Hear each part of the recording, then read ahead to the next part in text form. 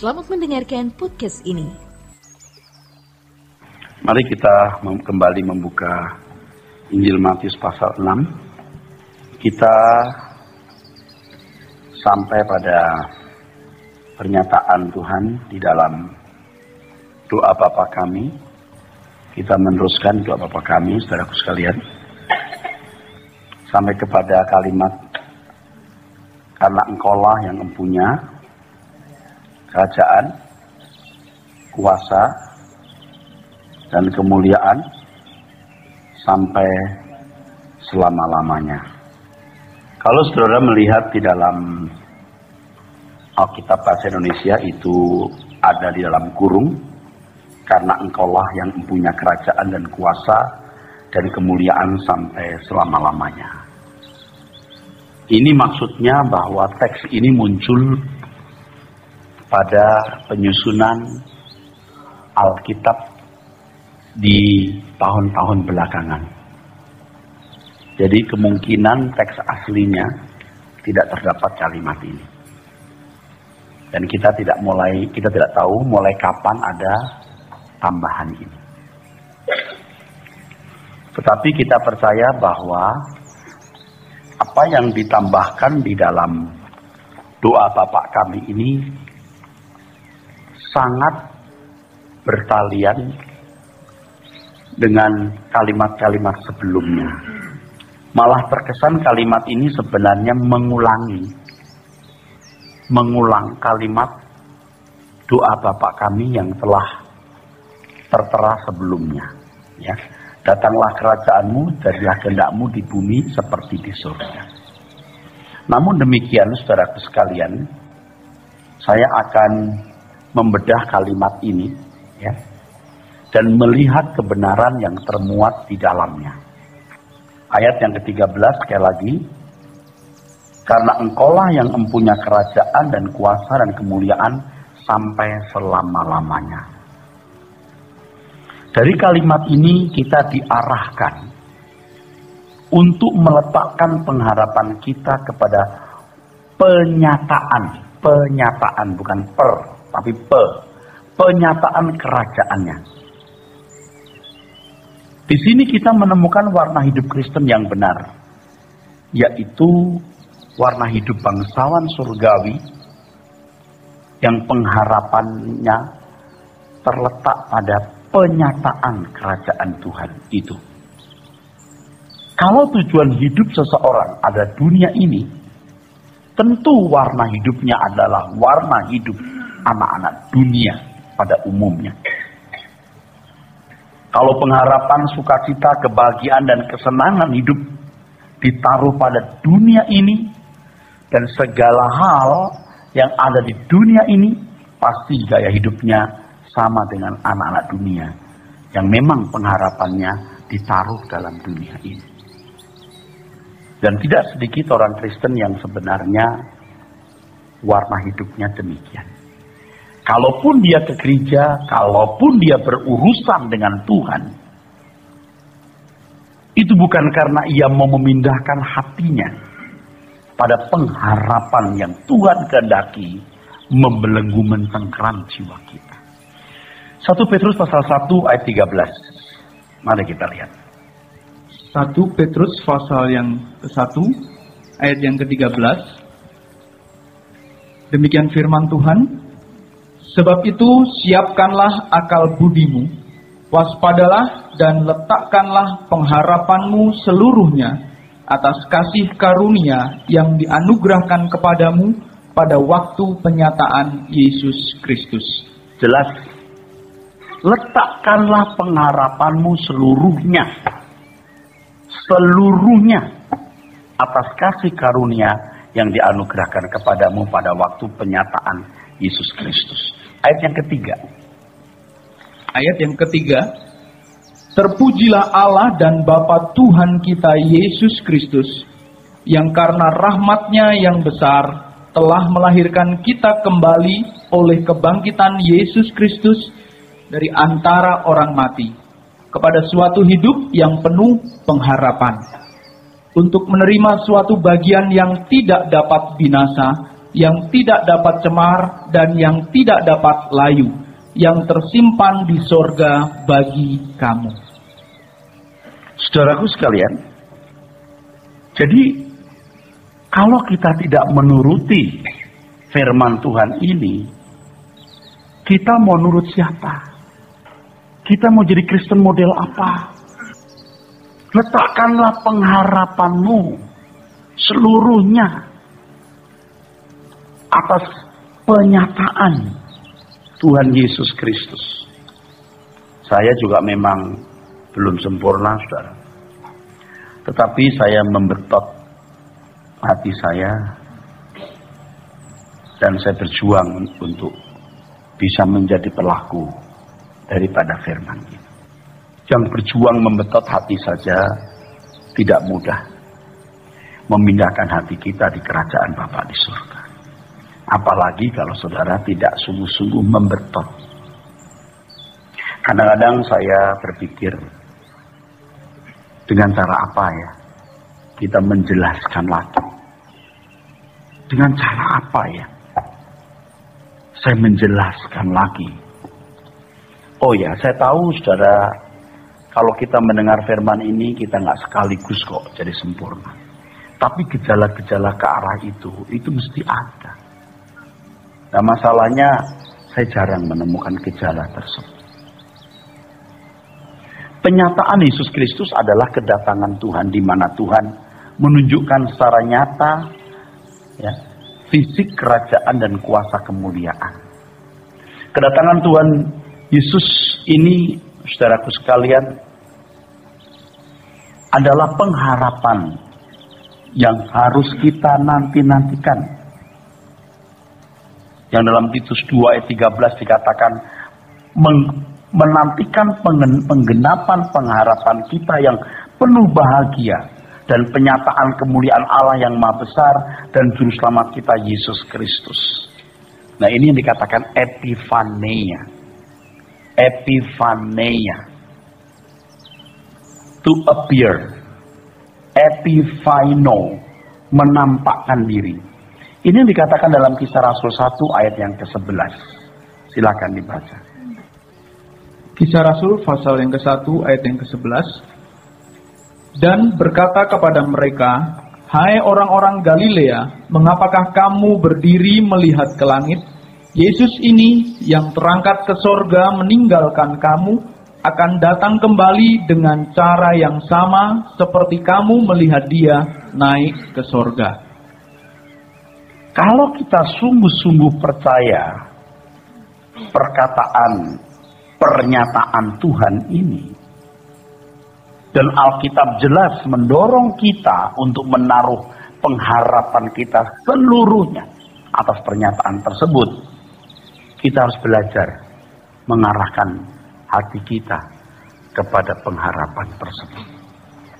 Tidak cukup kita berkata saya setuju. Persetujuan kita harus ada ekspresinya. Persetujuan kita harus ada tindakan konkretnya, saudaraku.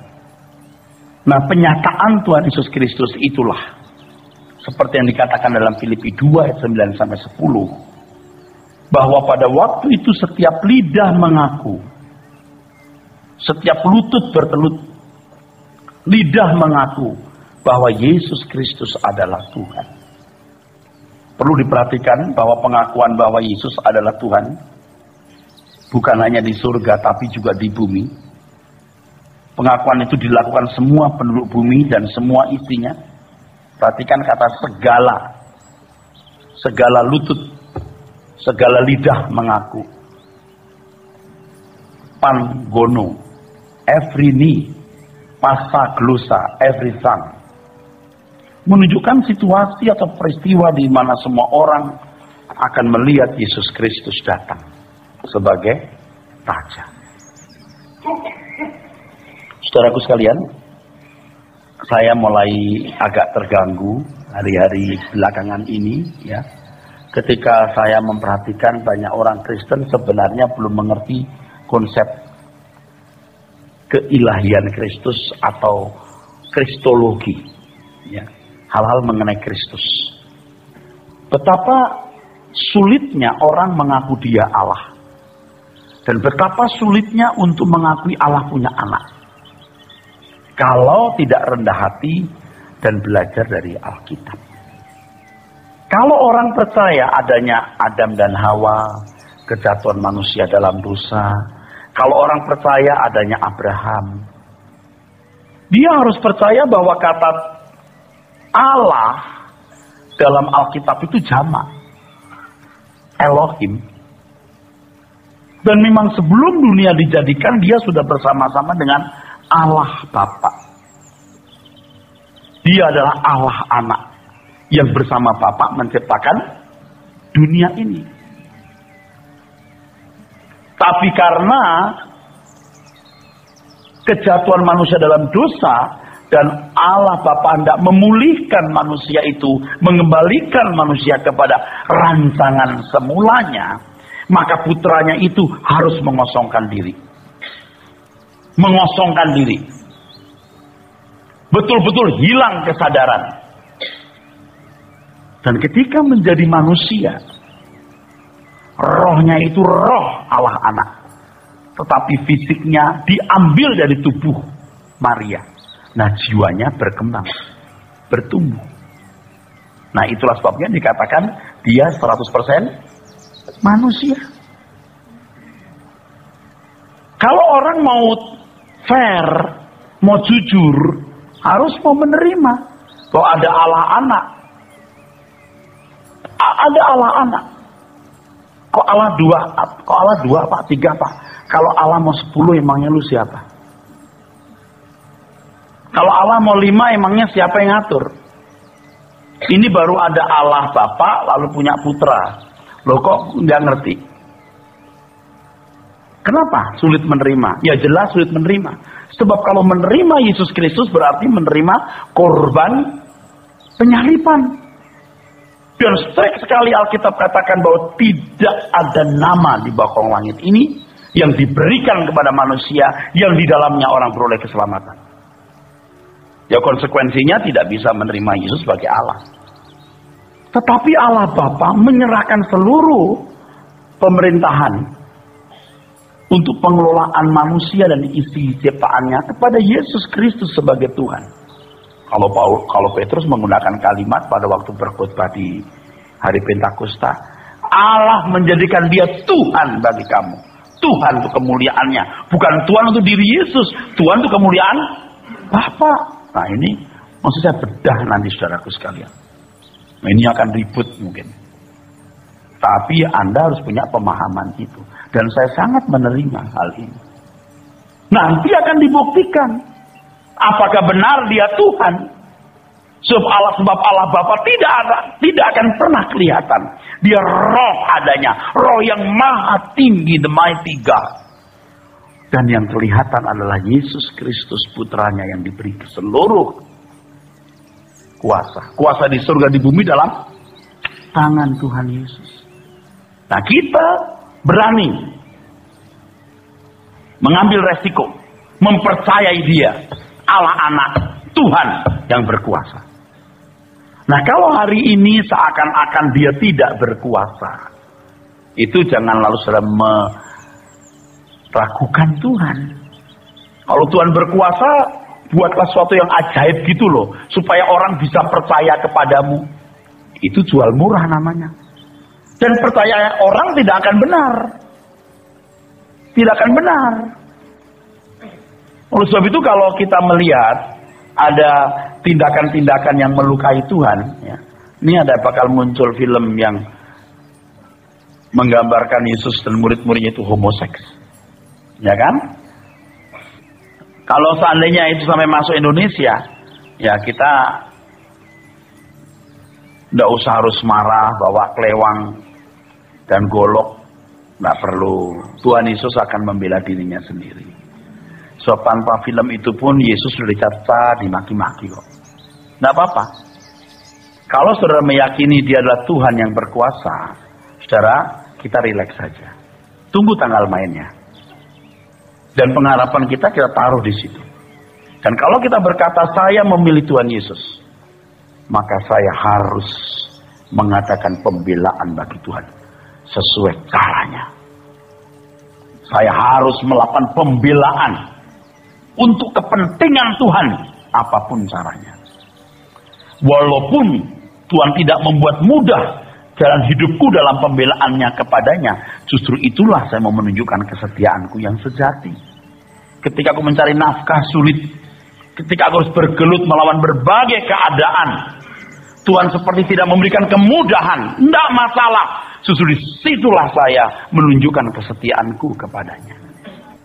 Nah, kalau orang meletakkan pengharapan sepenuhnya kepada Tuhan Yesus, dia akan pasti mengadakan pembelaan bagi Tuhan Yesus tanpa batas. Tanpa batas.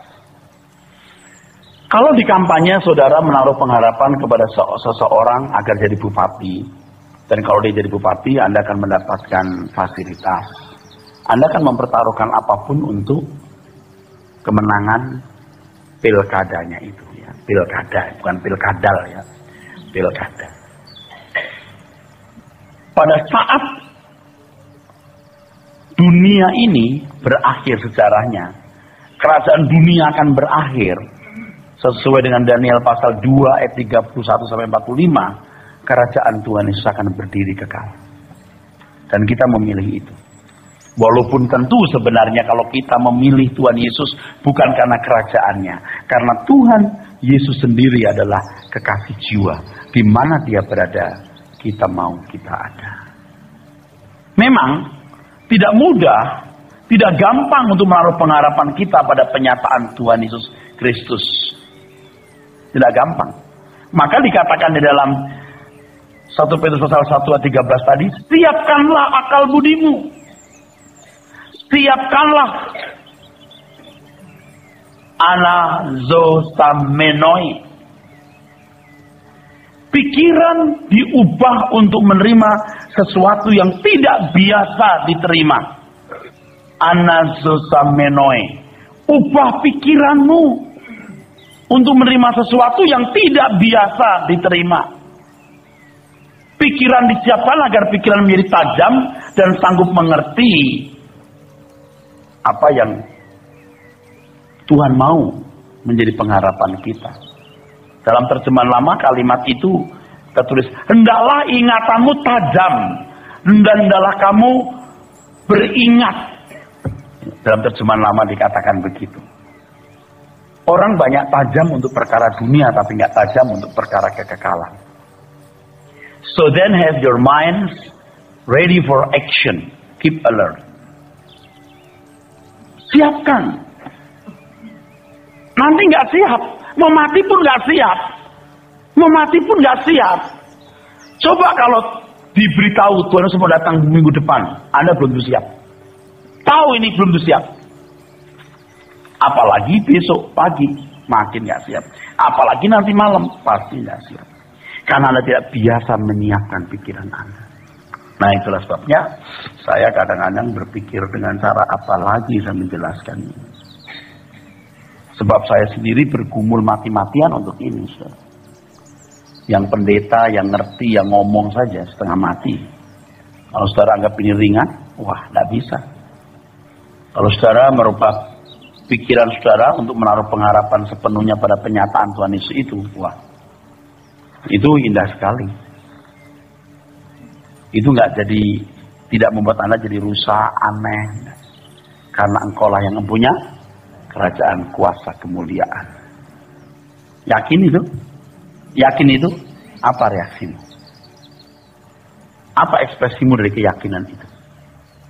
Kalau cuma bicara lalu tidak punya aksi, tidak ada reaksi, ya omdo, omong doang dong. Ya terserah kalau saudara masih mau omdo. Atau jangan hanya di gereja, jiwa kita liputi dengan pengharapan akan kedatangan Tuhan. Ya.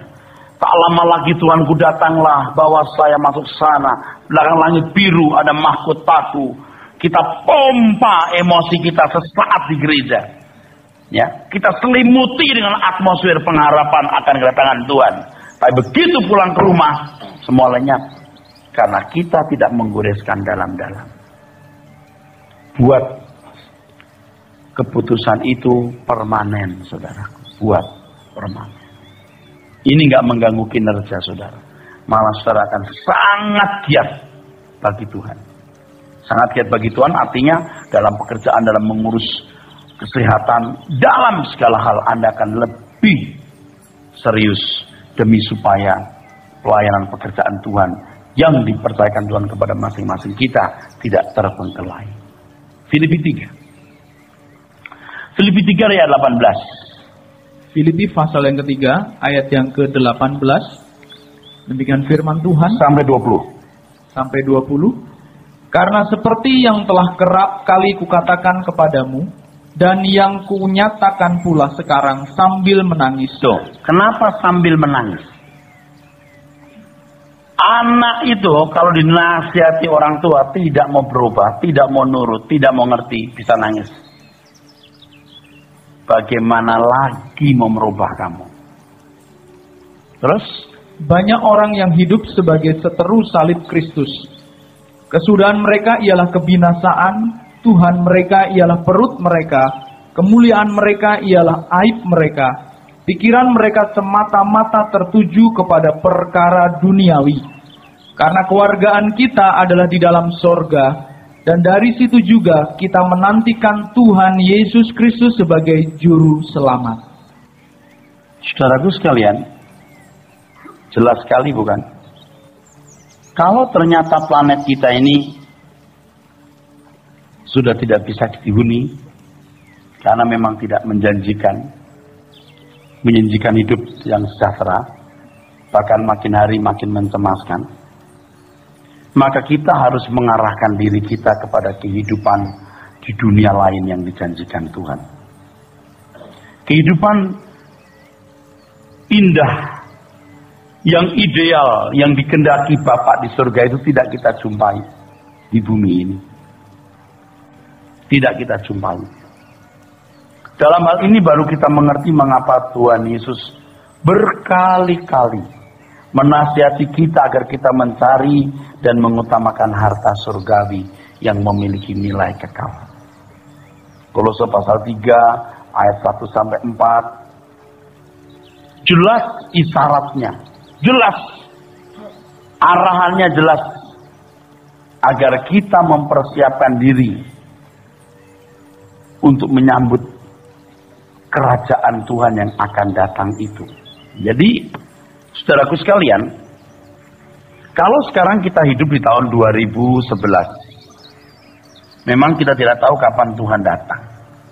Tapi saya ingatkan, ketika seseorang menutup mata, katakanlah tahun 2015, ini buat dia sudah kiamat. Jangan sekali-kali, saudaraku, Anda berpikir masih lama. Kita harus selalu dalam kondisi persiapan. Harus selalu dalam kondisi bersiap-siap mulai sekarang, menyiapkan diri. Mulai sekarang. Bukan nanti mau mati atau gejala-gejala Tuhan mau datang kembali. Lihat tuh banyak orang-orang Kristen kalau ada gempa, ada perang dan tanda-tanda yang lain baru sibuk. Wah, Tuhan mau datang. Terus ceramah-ceramah mengakhir zaman jadi laku. Seperti beberapa waktu yang lalu saya diminta untuk berkhotbah di satu kota yang judulnya Siapkah Anda Menyambut Tahun 2012? Belum khotbah saja pemimpinnya dan pendeta 2 orang berkata begini kira-kira. Berkata yang kesannya adalah bahwa tahun 2012 itu akan terjadi sesuatu, maka perlu diundang pendeta Dr. Era Sadono. Dipikir dengan doktornya saya akan tahu banyak tentang 2012. Lalu bagaimana mempersiapkan diri.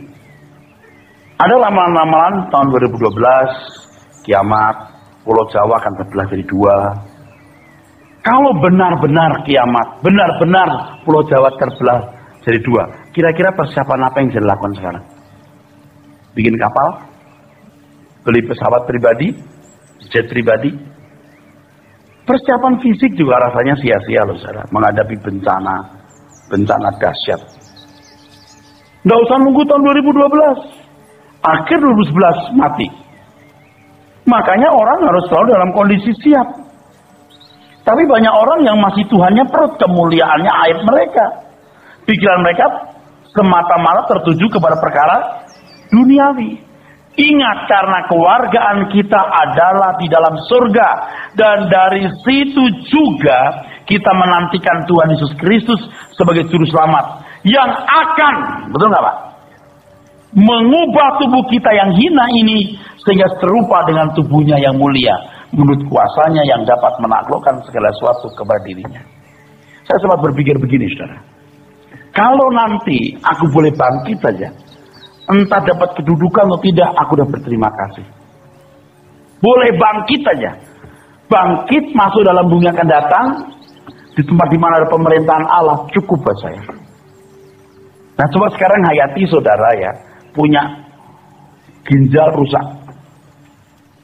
tinggal 5%, jantung sumbatannya 10, sering pingsan-pingsan karena pembuluh otak saudara udah mulai sering mampet, udah mulai stroke, ya, terus mulai terlentang di ruang ICU, ngap. Anda nggak berdaya. Anda tuh baru menghayati betapa bahagianya punya tubuh sehat, betul nggak? Memang pada waktu orang sehat itu nggak mikir loh betapa mahalnya kesehatan, tetapi sesehat-sehatnya Anda, maaf ya, innalillahi juga. Terima kasih untuk aminnya. Jadi saudaraku sekalian, dengan harapan memiliki tubuh kemuliaan itu sangat make sense, sangat realistis. Bukan utopis, bukan mimpi, itu realistis. Sekalipun kita punya tubuh sehat, toh juga tidak lama. Masa kita harus nunggu terlentang di ruang ICU baru menghayati dan menyadari betapa berharga dan mahalnya kesehatan itu. Tetapi walaupun tubuh Anda sehat, maaf ya, tetap nggak lama. Nggak lama. Coba berpikir realistis deh, amin. Saya nggak membawa saudara ke pikiran yang ganda. Ini sangat logik, sangat realistis, sangat fair, adil. Pikirkan itu. Karena engkaulah yang punya kerajaan, kuasa, kemuliaan sampai selama-lamanya. Loh, kok nggak mau nurut? Kok nggak bela? Kalau ibarat Tuhan Yesus itu calon bupati, kenapa kita nggak mempertaruhkan apapun yang kita miliki demi kemenangannya? Apa yang kita lakukan? Jangan-jangan malah ke gerejanya supaya diberkati, bisa mengklaim janjinya. Itu kan rusak. Itu kan akhirnya kontraproduktif. Kontraproduktif, saudara. Itu orang-orang yang tidak percaya, masih kelas berharap pertolongan Tuhan. Saya akan singgung ke saudara, ada satu anggota jemaat yang cerita bahwa dia sempat temannya ikut ke gereja Rehoboth. Lalu dia juga karena nggak enak ikut ke gereja dia. Gereja dia kan klaim janji Tuhan, gitu ya. Pak, kalau di sini diajarkan janji yang mana sih mau diklaim? Coba janji mana mau diklaim? Itu sebenarnya ngawur bener. Janji mana mau diklaim itu mana? Orang tua janji kita klaim bisa marah loh. Apalagi Tuhan. Seandainya ada nih, kita klaim, Pap, saya klaim nih janji Papa ya waktu mau ngajak ini ya, jalan-jalan ke Hong Kong. Besok lagi, Pap, saya klaim jangan lupa loh. Ditabok lama-lama anak itu. Ini mulut siapa, nak? Nah, orang Rehoboth ini mulai menjelaskan, tidak boleh mengklaim gini, tidak boleh mengklaim Tuhan seperti diatur apa. Lalu jawaban dia apa? Temannya itu, Rehoboth itu kelasnya masih kanak-kanak. Kita ini udah kelas bangsawan, kelas kingdom. Ada kan model kingdom gitu ya. Kita ini udah kelas kingdom. Jadi kita bisa mengklaim kita warga kerajaan. Loh, kalau warga kerajaan itu buat pembelaan, bukan klaim, yakin Tuhan pasti bela kita. Sekarang kita yang harus bela Tuhan, walaupun sebenarnya Tuhan tidak membutuhkan pembelaan kita. Nah, pembelaan itu menunjukkan kecintaan kita kepada Tuhan, saudara. Masih bersama saya? Kewargaan kita adalah dalam surga. Dan dari situ juga kita menantikan Tuhan Yesus Kristus sebagai juru selamat yang akan mengubah tubuh kita yang hina ini, hina loh ini kalau kata mata rohani. Harus pakai baju bagus sih, ya. Tapi ini nggak penting. Saya perlu kasih tahu ini dibuatkan orang, saudara. Di rumah juga begini. Udah ada setelannya begini. Kok tahu ukurannya? Ya kebetulan dia melihat ukuran saya di satu teller, dia lihat, dia bikinin. Jadi saya pakai. Tapi kalau nggak ada ini pun buat saya nggak masalah. Makanya Bapak Ibu ya jangan gara-gara tubuh hina ini kita pasangin sampai miliaran. Mengerti saudara? Tubuh itu penting. Diapain pentingnya? Dipakai untuk kemuliaan Tuhan. Jangan jadi seperti ondel-ondel. Kanan kiri bergelantungan. Nggak boleh Pak. Oh boleh untuk pemantasan diri. Tapi kalau untuk nilai diri, Anda anak iblis. Masih bersama saya enggak saudaraku? Mau bertobat nggak? Oke, ayo bertobat. Terutama ibu-ibu itu. Kalau tanya saudara, Bu bisa pakai duitnya enggak? Anak saya mau kuliah. Oh nggak punya duit. Saya nggak punya apa-apa, udah nggak ada barang yang bisa dijual. Padahal masih punya permata dan lain sebagainya. Akhirnya dicuri pembantu. Kapok sisanya boy. Nggak punya duit. Dicolong sama pembantu. Ternyata masih punya dolar. Fasakno. Kalau ternyata planet yang kita huni ini tidak menjanjikan kehidupan yang sejahtera, bahkan makin hari makin mencemaskan, kita harus realistis menaruh pengharapan kita di langit baru bumi baru. Nah sementara itu kita juga masih bisa menikmati makan minum, tinggal di hotel, jalan-jalan, betul nggak? Jadi lebih nikmat. Ini mau dihancurkan, tapi sebelum hancur, gua nikmati dulu. Nikmati seadanya, tapi tidak membelenggu, tidak mengikat kita. Coba apa nggak happy, saudara? Makan pun jadi enak, tidur pun jadi nyenyak, rumah bagaimanapun jadi menyenangkan, jalan-jalan itu menyenangkan, saudaraku. Tapi kita tidak terbelenggu di dalamnya. Kita harus percaya bahwa yang disediakan Tuhan bagi kita jauh lebih berharga dari segala keindahan di bumi ini. Seperti Abraham meninggalkan Ur Kasdim, ini juga konyol. Bagaimana dia bisa meninggalkan satu negeri yang sudah begitu makmur dan subur, begitu maju dan metropolis, untuk satu kota yang tidak jelas. Alkitab katakan kota yang memiliki dasar dalam teks aslinya, yang punya konsep. Wow, hebat loh. Ini nggak seada-adakan. Konsep dirancang, yang direncanakan dan dibangun oleh Allah sendiri. Waduh, kalau Bapak Ibu yang berumur ini, ya, mengerti kebenaran ini, waduh, opung boleh mengerti firman ini, opung duluan. Tunggu saya di sana. Benar, saya mengatakan ini benar. Opung akan sangat menantikan saya. Tapi rasanya Tuhan nggak memberitahu kapan saya meninggal. Jadi opung tunggu aja. Ya, tunggu ya. Jangan main-main di sana ya. Tunggu saya ya. Kalau saya bilang begini, aduh rasanya saya ini bisa mati nih. Mati muda nih, kok feeling saya mati muda ya gitu. Dulu mahasiswa saya suka bilang gini, jangan dong Pak. Ya Bapak terus ngomong gitulah. Kok takut ya? Saya membiasakan diri untuk berani mati. Sampai senang mati. Merdeka banget saudara. Di pesawat itu baru teruji waktu duduk itu. Kita senang loh. Dulu takut loh, ada takutnya gitu. Tapi sekarang lebih nyaman. Ya kalau boleh sih jangan jatuh Tuhan. Tapi kalau jatuh ya enggak apa-apa Tuhan. Itu merdeka loh, merdeka. Soal kecil ya, jadi nggak ada, soal besar jadi kecil. Itu merdeka loh. Nggak ada orang lebih merdeka dari orang yang senang mati. Percaya deh. Bukan senang mati karena dia putus asa, patah hati, ditinggal pacar. Enggak. Nah kalau yang sudah umur muda 55, 65 tahun ini kan harus mulai seneng. Udah deket. Karena Engkaulah yang mempunyai kuasa. Betul? Kemuliaan sampai selama-lamanya. Wah, itu pengharapan karena Engkaulah. Maka saya menaikkan doa Bapa kami ini. Datanglah kerajaanmu, jadilah kehendak-mu di bumi seperti surga. Betul nggak? Aku mau taat, aku mau kerja, aku mau mengampuni sesamaku. Karena Engkaulah, karena Engkaulah. Ini kalimat luar biasa, bukan main taruh aja di situ. Karena Engkaulah. Hebat.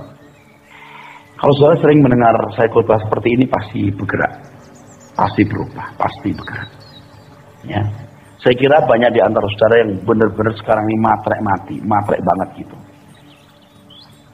Ini kalau nggak dengar firman seperti ini, Anda nggak bisa keluar dari matrek Anda. Nggak bisa. Nggak bisa keluar dari materialistis, saudara. Nggak akan bisa. Tidak akan bisa. Dibetot dengan khotbah-khotbah keras seperti ini baru bisa bergerak sedikit. Kalau dengar lagi bergerak sedikit. Dengar terus bergerak banyak. So 3, 4, 5 tahun Anda betul-betul berubah. Tapi kadang-kadang memang misteri ya hidup ini. Orang-orang dekat saya saja kadang-kadang kok nggak bergerak-bergerak ya gitu. Rasanya nih nggak bergerak nih, otaknya nih masuk otak dunia ini. Dan saya terus terang desperate. Saya desperate gitu. Aduh. Desperate. Saya sering kayak kecewa gitu. Jadi kayak lemah gitu. Aduh, kok nggak berubah ya. Ini gereja mau diapain ya? Yang dibutuhkan itu bukan sekedar program-program dukungan keuangan, tidak, SDM, manusia yang memancarkan semangat rohani. Ya, menaruh pengharapan sepenuhnya kepada penyataan kedatangan Tuhan. Nah, kalau Abraham rela meninggalkan Ur Kasdim untuk satu negeri yang memang tidak jelas bagaimana nanti, itu tidak akan barter. Berani loh Abraham. Dia musafir pertama, contoh musafir. Seperti bangsa Israel yang dibawa keluar dari Mesir, ada yang enggan, menolak. Kenapa? Nggak pasti. Nanti Kanaan itu macam apa? Nggak pasti. Kalau Tuhan yang memerintahkan keluar, harus keluar. Jangan menoleh ke belakang. Hal ini harus disuarakan dengan tegas agar kita tetap mengingat bahwa hidup kita ada ujungnya. Ujung hidup kita satu di antara dua, harapan atau ratapan. Jangan remehkan hal ini, saudara. Makanya jangan menukar hak kesulungan. Menukar hak kesulungan itu artinya Anda sebagai anak-anak Allah yang diberi peluang sebesar-besarnya untuk dimuliakan bersama dengan Kristus. Jangan ditukar dengan hal sepele. Itu dari waktu Anda tiap hari 3 jam nonton sinetron bisa, baca Alkitab tidak. Yang begitu kalau saya masuk surga itu malaikat salah registrasi. Nggak bisa ngerti saya. Kok bisa betah loh nonton sinetron 3 jam. Sekilas nonton boleh. Kalau sampai 3 jam dan tidak mau ketinggalan. Ini hari ini sinetron ini kesukaanku. Udah hari gini kamu masih mikir begitu, sedangkan umurmu udah tua begitu, Bu. Kumpulnya sama ibu-ibu yang nggak jelas kesuciannya. Belum lagi ibu-ibu yang masuk brownies, blondong manis. Mau apa? Kerja keras giat, tetapi hati kita taruh di dalam kerajaan surga. Jangan menukar hak kesulungan yang Tuhan berikan kepada kita. Karunia sulung roh yang Tuhan berikan kepada kita, di mana kita memperoleh kesempatan, peluang sebesar-besarnya, seluas-luasnya untuk menjadi anak-anak Allah yang diperkenan olehnya masuk dalam keluarga Allah. Maka kalau Tuhan Yesus berkata di Lukas 17, jangan menoleh ke belakang. Ini maksudnya. Ini maksudnya. Saudara percaya nggak kalau saudara mengerti hal ini dan belajar melakukan, keadaan fisikmu, keadaan ekonomimu, keadaanmu apapun tidak terlalu mengganggu saudara. Sungguh, nanti kalau kita ke gereja itu bukan karena kita sibuk ngurusin persoalan kita sendiri. Kita akan gagal menjadi anak Tuhan yang rohani atau berkenan kepadanya kalau kita tidak menyadari bahwa kita telah memiliki status dan keberadaan yang berbeda dengan anak-anak dunia. Status kita adalah anak-anak Allah. Ini keberadaan yang istimewa. Jadi kalau bicara soal anak-anak Allah, keistimewaan bukan hanya terletak bagaimana Tuhan memprotek kita, melindungi kita, dan memberikan berkat-berkat berlimpah secara duniawi. Tetapi kita dipersiapkan menjadi umat terpilih yang eksklusif dibanding anak dunia. Dan kita dipantaskan untuk dimuliakan bersama dengan Tuhan Yesus. Kalau bicara soal janji-janji itu yang kita cari. Janji itu yang kita perhatikan. Roma 8:17. Baca. Roma 8:17, Pak. Roma pasal 8 ayat yang ke-17. Dan jika kita adalah anak, maka kita juga adalah ahli waris. Maksudnya orang-orang yang berhak menerima janji-janji Allah yang akan menerimanya bersama-sama dengan Kristus, yaitu jika kita menderita bersama-sama dengan Dia, supaya kita juga dipermuliakan bersama-sama dengan Dia. Ya, kalau mau bicara soal janji ini loh, janji yang kalau mau klaim silahkan klaim, tapi yang satu ini. Dengan mengklaim janji ini, kamu harus menderita, betul? Yaitu kalau kita menderita bersama-sama dengan Dia. Janji yang mana? Klaim. Ambil ayat perjanjian lama. Janji itu bangsa Israel. Konteksnya apa? Tuhan beberapa kali loh mengatakan begini. You are not of the world. Kamu bukan dari dunia ini. Berkali-kali loh Tuhan berbicara itu, saudara. Nah kalau kita masih tidak mau ngerti, waduh. Gimana? Nah saudaraku sekalian, ada beberapa langkah konkret yang saya mau bagikan kepada saudara untuk melengkapi apa yang saya sampaikan ini. Yang pertama, sekali lagi kita memahami dan menerima bahwa dunia sebagai persinggahan sementara. Hendaknya kita tidak mencoba menciptakan Firdaus di sini dan sekarang. Hendaknya kita tidak terkecoh oleh ajakan-ajakan untuk menikmati dunia seperti anak-anak dunia menikmati dunia ini. Kita akan menikmati dunia tapi cara anak Tuhan. Filipi 3:19-23 tadi ya, sebagian telah kita baca, dunia itu persinggahan. Kita musafir. Nah, kalau kita membaca 1 Petrus pasal 1 ayat 13. Tadi udah kan ya, ayat 17. Petrus mengatakan apa? Kalau kamu memanggil Dia Bapa, hendaklah kamu hidup dalam ketakutan selama kamu menumpang. Menumpang. Kita itu menumpang. Kita adalah musafir. Jangan karena miskin bilang musafir, butuh kaya lupa. Gampang itu kalau bilang musafir, apalagi yang ekonominya jatuh gitu. Suami pergi atau istri berkhianat, hidup susah, tertekan kanan kiri depan belakang, baru aku musafir. Begitu suami balik, sayang, ekonomi baik. Ku mau di sini, ku ingin tetap di sini. Makanya betapa tepatnya Tuhan Yesus berkata, lebih mudah seekor unta masuk lubang jarum daripada orang kaya. Ini bukan berarti orang miskin lebih gampang, bisa juga, tetapi orang miskin yang ingin kaya sami mawon. Memahami dan menerima dunia sebagai persinggahan. Saya harap album saya saudara beli. Yang tidak punya Anda boleh minta.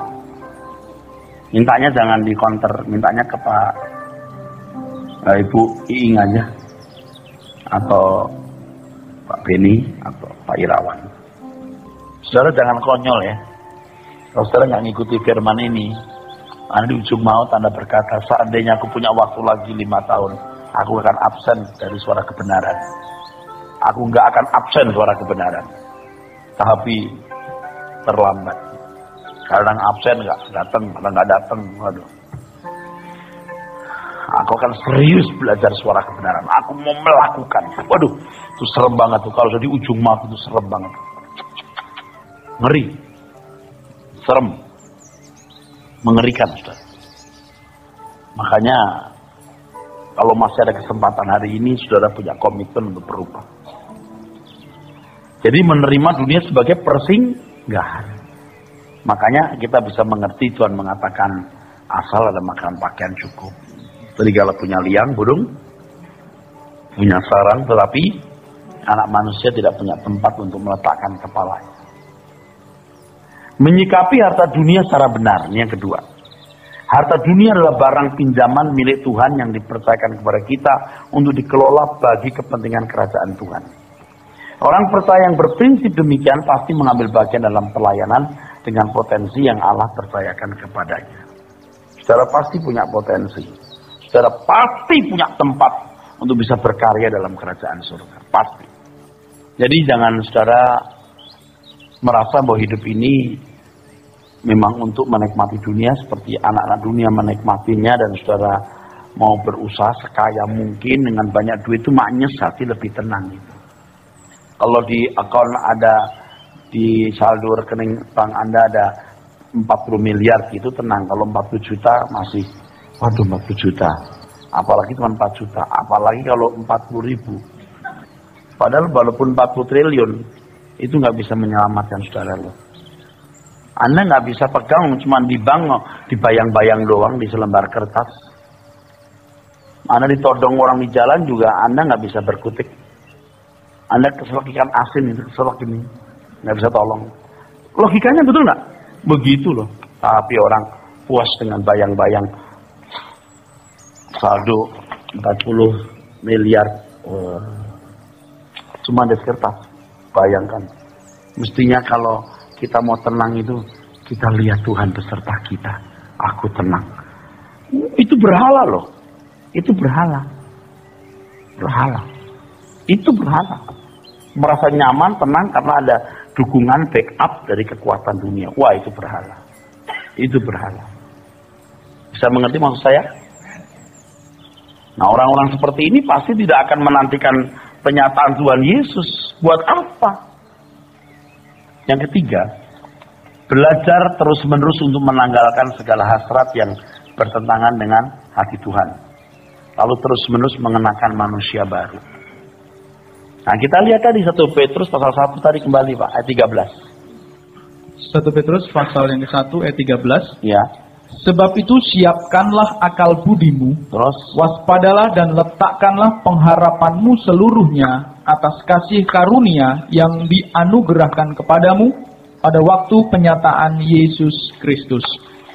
Hiduplah sebagai anak-anak yang taat dan jangan turuti hawa nafsumu yang menguasai kamu pada waktu kebodohanmu.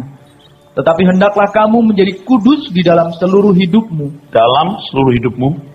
Terus, Sama seperti Dia yang kudus, yang telah memanggil kamu. Sebab ada tertulis, kuduslah kamu sebab aku kudus. coba. Jelas? Jelas, Ragu? Yang pertama tadi, jadikan dunia ini tempat persinggahan. Yang kedua, menyikapi harta dunia secara benar.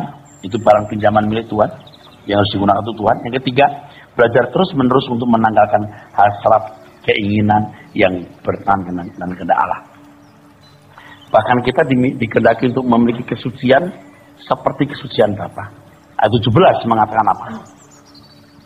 Ayat 17, dan jika kamu menyebutnya Bapa, yaitu Dia yang tanpa memandang muka menghakimi semua orang menurut perbuatannya. Pokoknya yang penting perbuatanmu. Yang penting perbuatanmu. Bukan iman, Pak. Iman itu harus diwujudkan dalam perbuatanmu. Perbuatanmu nggak benar, kamu nggak punya iman.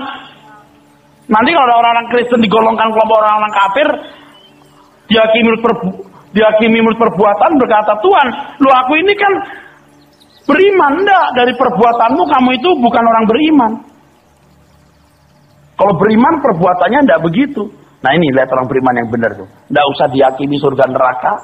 Nanti surga atau neraka pasti surga, cuman ditentukan kekuasaan apa grade-nya, levelnya. Kalau saya nggak ikut Tuhan, nah kamu masuk kelompok dihakimi oleh perbuatan surga dan neraka. Kamu bukan orang beriman. Beriman itu bukan begitu. Wah ini hebat nih firman ini. Percaya saya bisa mempertahankan apa yang saya katakan ini.